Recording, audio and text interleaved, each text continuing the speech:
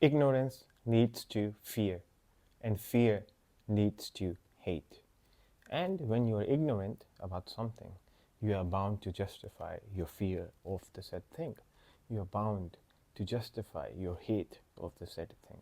And there is no better example of that than in this one clip of Jordan Peterson. Percent of Muslim majority countries are fully and unabashedly authoritarian.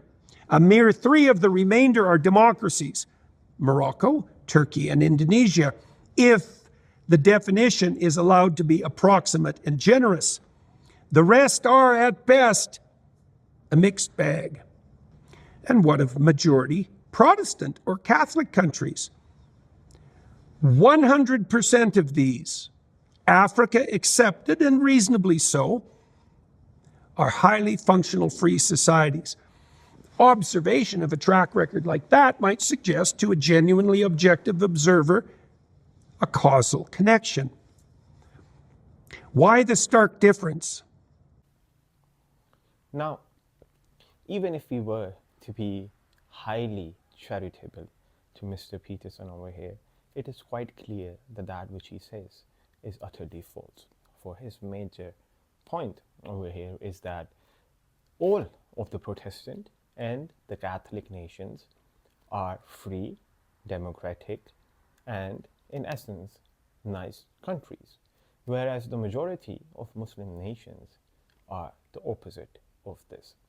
I mean, any understanding of politics around the world is enough to show that Jordan Peterson is utterly false over here, and no form of charitable interpretation of his statements would allow us to say anything else.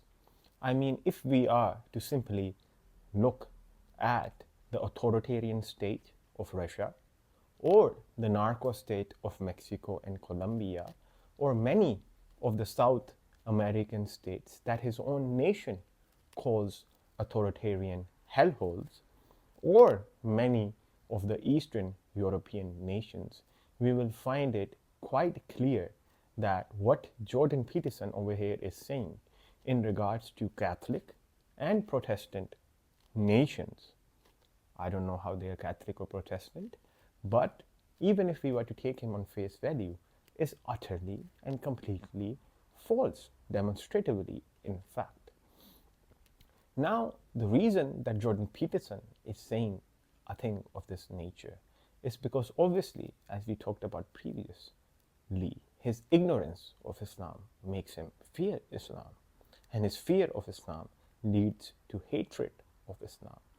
Now, if we were to look in the world through simply the lens of Jordan B. Peterson, we would say that a nation is judged only by the political system that it follows, and a political system is only judged by the one that I follow, because that is the essence of his critique. That simply because I hold a political belief or a system in politics that I affirm to be great and good, which is democracy and quote-unquote freedom, then therefore any country that aligns with that political ideology that I hold is a country that is good.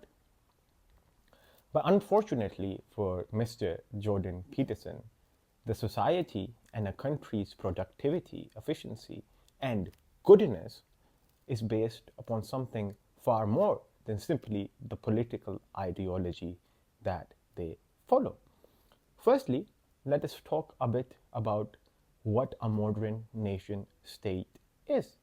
Let us talk about why a huge amount of academics have written books on why a nation state is not free, no matter whichever political ideology it claims to follow, either it be democratic, authoritarian, monarchical, or a theocratic state. A modern nation state is based on a concept that in which you force the citizens of a nation to impart in a social contract with the state upon which they have no consent. You educate them the way that you want to educate them. You control each and every single means of their livelihood. Firstly, you indoctrinate them with the education that is state given. Then you force them into jobs that give benefit only to the state or the people who have power. You control each and every single facet of their life. How, in such a system, can anyone claim any sort of freedom, irrelevant of if the performative endeavor of politics is authoritarian or democratic? This is not a critique that only I am making. This is a critique that almost every Marxist in history has made of modern nation states and politics, such as Foucault, such as Louis Althusser, such as Wael B. Halak, such as Tahir Abdurrahmani, and many other authors and writers have pointed this out, that the modern state is not free in any regard, and democracy, or the name of democracy, is merely a performative endeavor to give the public an idea of freedom, where in reality they are subjugated. As one of the great academics said, that the modern state's goal is not to produce citizens, but rather subjects. Now, one thing that Mr. Jordan B. Peterson needs to realize is that a society is judged based upon much more than its political ideology. After all, even if we talk about political ideology, we have already demonstrated that Jordan Peterson is as wrong as a person can be. He's demonstratively false. There is no bigger falsity than that.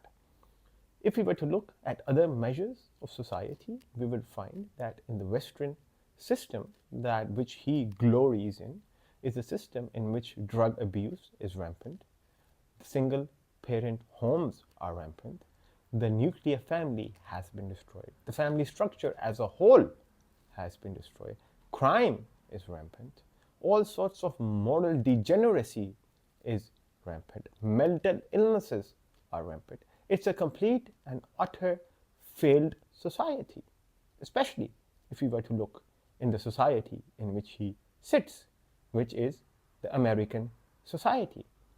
I'm sure that this is something that many of his right-wing friends in America find amusing, but us people who do not live in the West find such a claim that Mr. Jordan B. Peterson makes as laughable.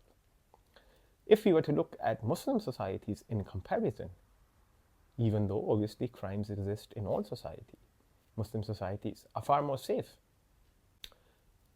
We do not have mental illnesses to the extent of the so-called Western liberal democracies. Our family structures are fully and utterly intact. We have a far more communitarian society. We have far less crime. We have far less drug abuse. And even if we were to look at metrics of people themselves in describing if they are happy or if they are unhappy, we would find that the Muslims in general and Muslim countries in general host the most happy of humanity. If we are simply to compare that there are certain quote-unquote freedoms that are not allowed in Muslim societies, then there are many quote-unquote freedoms that are not allowed in Western societies. Again, as I said previously, these are all performative endeavors to make the public think they have any sort of representation in the state, whereas the state rules by virtue of its own self. For the state represents the will of the people, and anything against the state is, by that definition, against the will of the people. The state says that it itself is enough of an explanation for its own legitimacy. Now, the issue with what Jordan B. Peterson says is because he is ignorant of Muslim societies, of Muslims' beliefs, and of our way of life. He has only been in fractured societies, and hence his mind has been mangled to such a degree that he thinks that only the fractured societies are the ones that are not fractured. Now, in terms of him talking about the Shariah, here is what he has to say. In the Islamic world, divine law, Shariah, rules. And it is indisputably the case that the more fundamentalist accounts of Sharia, and potentially all accounts, don't mesh easily with the democratic idea of man-made laws subject to change and improvement by consensual and voluntary agreement. For Islamist supremacists, God's law, by their interpretation of course, is regarded as immutable and superordinate to any human legislation. Does this presumption not stand in virtually absolute opposition to a foundational democratic idea? The sovereign... Now, if Jordan P. Peterson had even the slightest amount of education of the Shariah or of Islamic law, he would realize that the vast majority of academics, both Muslim and non-Muslim, have stated that the modern state as a concept itself is principally opposed to the Sharia, to Islamic law. As a matter of fact, if he had listened to Muslim scholars themselves, they are quite emphatic in saying that there does not exist a single nation in the modern world that is Shari or that runs on Islamic law. The reason for that is quite obvious, because in an Islamic society or in Islamic governance, it is only the Sharia itself that grants legitimacy, not the nation state itself. Meaning that in a modern society, it is different executive bodies that decide which legislation is to be followed. It is the state itself that grants itself legitimacy. It's the state itself that perceives itself as the will of the people. This is a principally opposed system to Islamic governance and Islamic law. In Islamic law, the endeavor of law itself is not something that is in the hands of a few executives. It is a societal endeavor from the root. Any person can become an expert in Islamic law, and hence any person can give a religious decree. And the officials of a state, which in modern terms are called judges, whereas in Islam they are called qadis, they are not the same as judges because they are also societal individuals, meaning their responsibilities are far more societal rather than official. But with that aside, these people are only allowed to give judgments based upon the rulings of the society, which is the scholars. So Islamic law itself, fiqh, is an endeavor of the society for societal benefit. Why? Because fiqh's entire aim is to solve the problems of the people, for the people, in line with the grace of God and His commandments.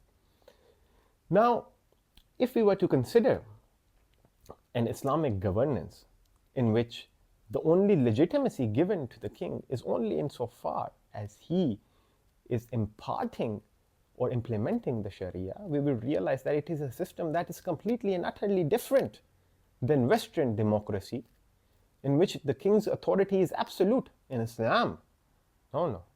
The king is subjugated to the same laws as people, and he can be deposed the moment he opposes those laws. He has no right whatsoever to give a legal decree of religious origin. As a matter of fact, if he were to do that, he would be shunned. And we have seen many examples of this in Islamic history. Now, obviously, Jordan Peterson, a person who is completely and utterly ignorant, not only of Protestant and Christian nations, as he said in his previous remark, but he is also incompetent in regards to law. Many legal theorists themselves who have written on the topic of Islamic law have shown very explicitly that an idea that a modern state is Islamic in any capacity is ridiculous, such as Wail B. Halak, such as even Joseph Shant, such as even Taha Abdur Rahmani. And as I have previously remarked, one can read even the great Foucault on this matter. Obviously, he was a liberal, he was no Islamic lover, but in terms of his idea of a modern nation state, you would see that a modern nation state, by virtue of what it is subjugating to the people, irrelevant of if it claims to be a democracy or a monarchy. Now, the only reason that Jordan Peterson is making such hateful statements is because he is ignorant of Islam, and hence he fears it. And once he fears it, he hates it. Because no one likes the idea of being ignorant. No one likes the idea of the unknown. And naturally, we are opposed to the unknown and we hate it. Jordan P. Peterson, I think, has been taking a lot of medications recently, for his comments can only be made by a man who is not right in the head, a man who knows nothing about the topic that he is speaking upon, a man who lives in a fractured society for such a long time of his life that for him now the fractured is the unfractured, the immoral is the moral, the bad is the good. Simply his remark of saying that these are Protestant or Catholic societies, if we were to simply look at the demographics of Europe, we will realize that the majority of Europe are not even Christian. They are non-religious people, agnostics, atheists, or non-affiliated theists. They are not Christian in any capacity. The idea that they are Christian is ludicrous. If we were to go to the early church fathers and we were to say to them that, "Oh, church fathers, is a society that glorifies the act of the people of Lot, is a society in which drug abuse is rampant, in a society in which mental illness is rampant, in a society in which a male does not know he's a male and a female does not know that she is a female, in a society in which Jesus is cursed and mocked and religious ceremonies are absolutely abandoned, would you say that such a society is a Christian society?" The church fathers would laugh at your face. And they would say that such a society must be destroyed, never to return again. But here we have Mr. Jordan Peterson telling us that such godless societies, immoral societies, fractured societies are somehow supposed to be Protestant and Catholic nations. And another funny thing that you may have noticed is that he wants to remove Africa from the discussion, whereas the only societies where Christian religiosity is still practiced is in African societies. So no wonder he wants to remove them, for they would show you what actual Christian societies are right now. I mean, if we simply want to view politics and entire civilizations as this, then we can just simply go back a few hundred years when the Ottomans and the Mamluks and the Abbasids were doing such great works in philosophy, in science, in astronomy, and in all of the different avenues of human intellectual journeys. The Scots were still painting their faces blue and living in jungles. England, or people of his ancestry, they didn't even take baths. They would clean their linens and wear it again. They wouldn't even wash themselves. So if this is how we wish to approach an entire civilization, then it is the most ridiculous way to approach it. I do invite Mr. Jordan B. Peterson to not be afraid, to do not be ignorant, for knowledge is the greatest of virtues, to educate himself, to learn from the Muslims. For the majority of what he glories in, we have given him, has stemmed from our civilization. And the very society that he glories in is a society that has led to countless deaths and butchering and destruction all around the world. He sits in America claiming America to be free. How many coups all around the world has America done? How many women have they raped? How many children have they killed? How many societies have they destroyed? I find it baffling that a person who sits in America can be proud of his country.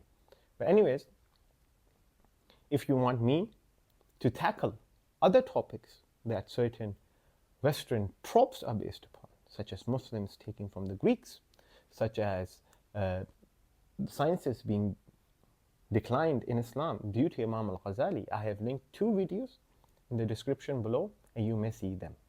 And you may go down to see how ridiculous their theories about the Muslim world are.